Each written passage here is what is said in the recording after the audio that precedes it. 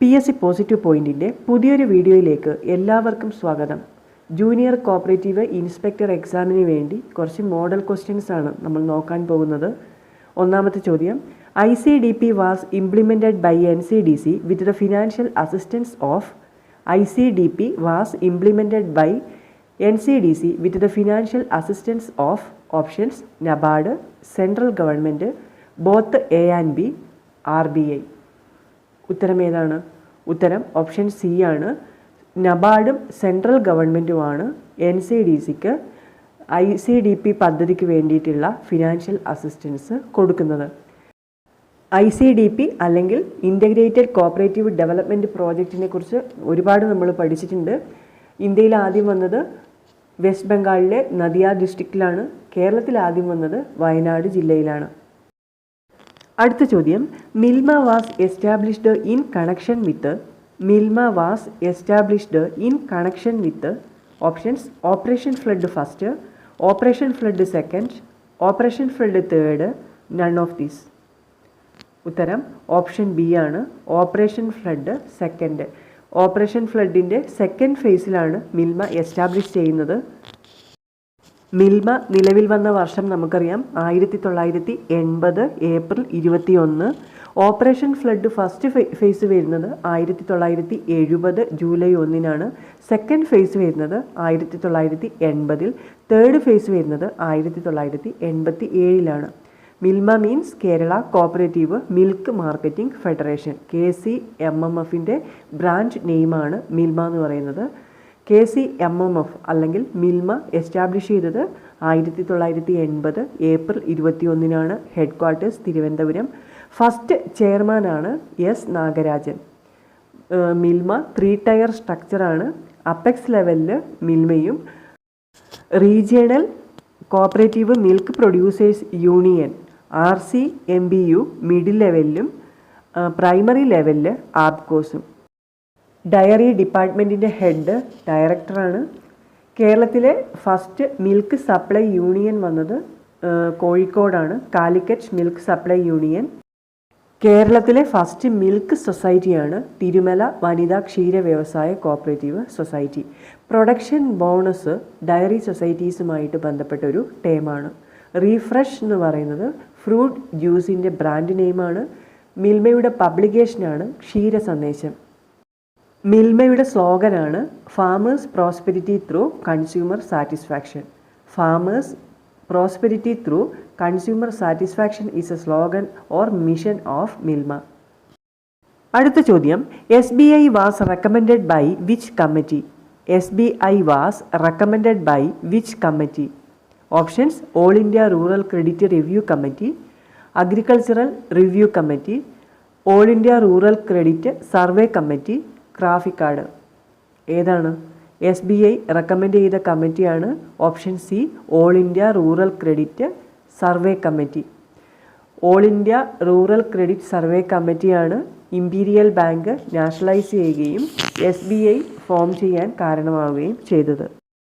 അടുത്ത ചോദ്യം, formation of agricultural credit board under RBI was A recommendation of Formation of Agricultural Credit Board under RBI was a recommendation of options All India Rural Credit Review Committee, All India Rural Credit Survey Committee, Agricultural Credit Review Committee, ക്രാഫിക്കാർഡ്.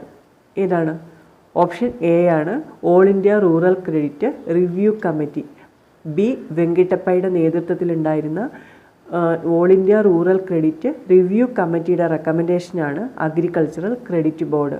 Agricultural credit board നിലവിൽ വന്ന വർഷം 1979. Rural electrification scheme, small farmers development agency, multi agency approach, ഇതെല്ലാം all India rural credit review കമ്മിറ്റിയുടെ റെക്കമെൻഡേഷനാണ്. അടുത്തത്, farmers service centre is established by farmers service centre is established by options SBI, NABARD, IFFCO, ക്രിഫ്കോ. ഉത്തരം option C, IFFCO. ഇഫ്കോയുമായി ബന്ധപ്പെട്ട് പഠിച്ചു വെക്കേണ്ട ടേമുകളാണ് farmers service centre, Kisan Seva fund, Indian farm forestry development cooperatives. ഇതെല്ലാം IFFCO means Indian farmers fertiliser cooperative limited. Establish ചെയ്തത് 1967 November 3-നാണ്. Headquarters വരുന്നത് ന്യൂഡൽഹിയിലാണ്. ഇഫ്കോ രജിസ്റ്റർ ചെയ്തിരിക്കുന്നത് multi state cooperative societies act 1984 പ്രകാരമാണ്. ഇഫ്കോ എന്ന് പറയുന്നത് ഹോളി ഓൺഡ് ബൈ കോപ്പറേറ്റീവ്സ് ആണ്. ഇഫ്കോയുടെ ഫസ്റ്റ് ഫെർട്ടിലൈസർ പ്ലാന്റ് വന്നത് കലോൾ. ഇഫ്കോയുടെ ഇപ്പോഴത്തെ ചെയർമാനാണ് Dilip Sanghani. DICGC is the subsidiary of options SBI, government of India, NABARD, RBI. ഉത്തരം ഓപ്ഷൻ ഡി RBI.